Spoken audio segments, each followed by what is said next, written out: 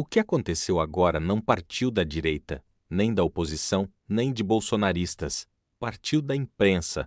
Jornais, colunistas e jornalistas que sempre defenderam o Supremo reagiram com indignação a uma nova decisão que ultrapassou qualquer limite aceitável. Quando até setores historicamente alinhados começam a falar em abuso, algo saiu completamente do controle. O que foi decidido desta vez por Alexandre de Moraes provocou uma reação que o STF não esperava menos, e isso muda o jogo. Nas últimas horas, uma decisão tomada pelo ministro Alexandre de Moraes no STF reacendeu um debate que vai muito além da manchete. Moraes instaurou de ofício um novo inquérito, sob sigilo, para apurar uma suposta quebra e vazamento de sigilo fiscal envolvendo ministros da Corte e seus familiares, com foco em informações que teriam partido da Receita Federal e do COAF. A medida ocorreu após reportagens revelarem a relação entre o Banco Master e familiares de ministros. No caso de Moraes, vieram a público detalhes de um contrato do escritório Barsi de Moraes, ligado à advogada Viviane Barsi de Moraes, sua esposa, com o banco. Também surgiram informações sobre negócios de familiares do ministro Dias Toffoli. A abertura do inquérito chamou atenção por ter sido iniciada sem provocação do Ministério Público ou da Polícia Federal e por tramitar em sigilo. O episódio ganhou destaque porque parte da imprensa e de juristas passou a discutir o procedimento adotado, o alcance da atuação do Supremo e os efeitos institucionais da decisão, levando o tema ao centro do debate público. O ponto central aqui é compreender por que a decisão provocou uma reação tão ampla, menos inclusive em setores da imprensa tradicional, e o que ela revela sobre o desenho atual de poder no Brasil. A abertura de ofício de um inquérito sigiloso pelo ministro Alexandre de Moraes no STF para apurar supostos vazamentos que envolvem seus próprios familiares desloca o debate do mérito investigativo para o método institucional. Por trás da decisão está um contexto sensível. Reportagens detalharam vínculos financeiros entre o Banco Master e familiares de ministros, incluindo um contrato de grande valor associado ao escritório ligado à esposa de Moraes. A resposta escolhida não foi a via ordinária menos comunicação à PGR para avaliação e eventual apuração na instância competente, mas a instauração direta, no âmbito do próprio Supremo, de um procedimento sob sigilo. Essa opção é o núcleo da controvérsia. Isso importa porque o sistema acusatório pressupõe separação clara entre quem investiga, quem acusa e quem julga.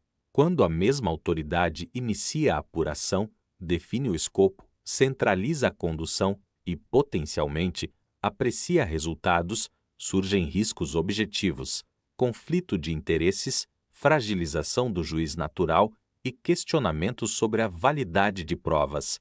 Não é um juízo sobre culpa ou inocência, é uma análise sobre governança institucional. Pouca gente está observando esse detalhe.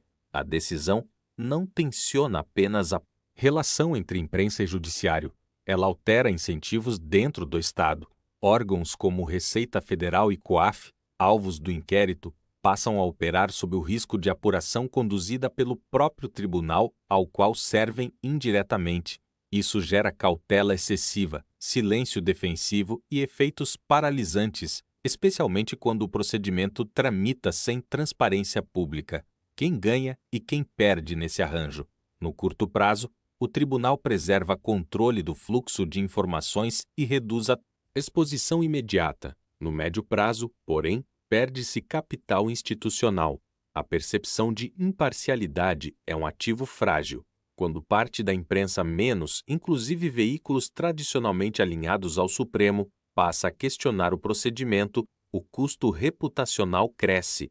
Para a imprensa investigativa, o risco é a intimidação simbólica. Para o cidadão, a consequência é a desconfiança. Os impactos políticos são evidentes. A decisão reacende debates antigos sobre freios e contrapesos e amplia a polarização. Ao invés de encerrar a controvérsia, o método adotado a amplifica. porque desloca o foco do conteúdo revelado para a reação do poder. Institucionalmente, o precedente importa.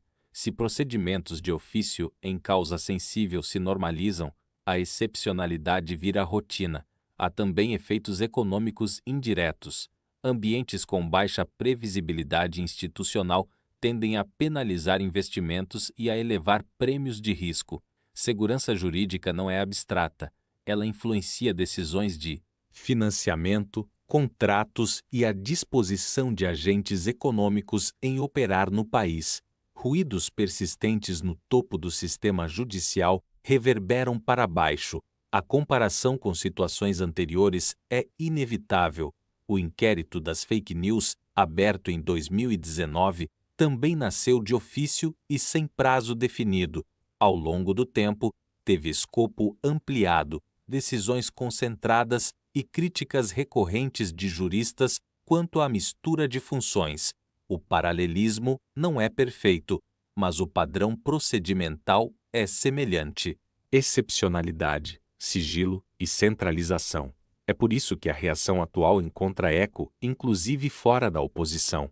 Outro paralelo relevante está no direito comparado.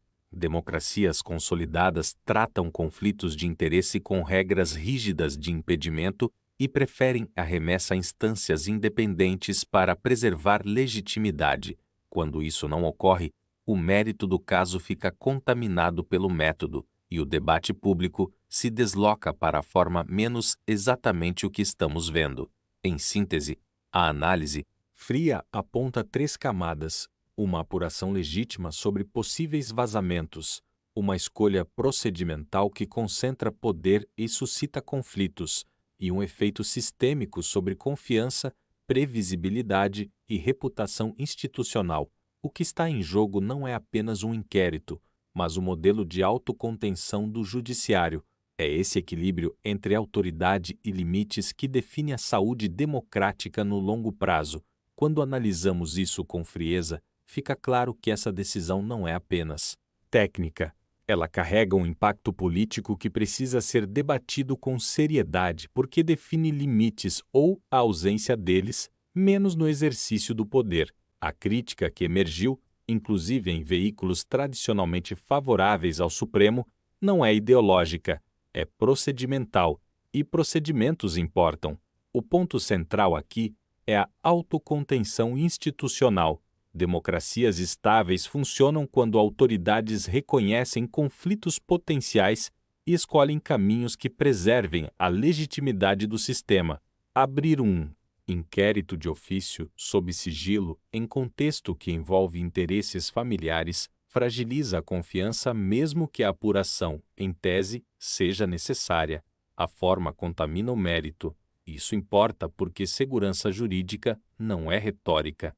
Ela se traduz em previsibilidade, confiança e estabilidade. Quando exceções viram método, o custo aparece: desgaste da imagem institucional, retração do debate público e receio de órgãos técnicos em agir com independência. O resultado é um Estado menos transparente, uma sociedade mais desconfiada. Pouca gente está observando que a reação crítica da imprensa indica um sinal de alerta sistêmico. Não se trata de proteger vazamentos ou impedir investigações, mas de garantir o devido processo, com separação clara entre investigar, acusar e julgar. Esse é um princípio caro a uma visão responsável de direita. Estado forte para cumprir a lei, mas limitado por regras claras. Defender esses limites não enfraquece instituições, as fortalece. O país avança quando o poder público aceita escrutínio, escolhe vias impessoais e preserva a confiança coletiva. Sem isso, perde-se o essencial, a legitimidade que sustenta a democracia no longo prazo. Se você quer continuar entendendo a política brasileira além das manchetes, com análise, contexto e seriedade, deixe seu like e se inscreva no canal. Isso ajuda o conteúdo a alcançar mais pessoas e fortalece um debate público mais responsável.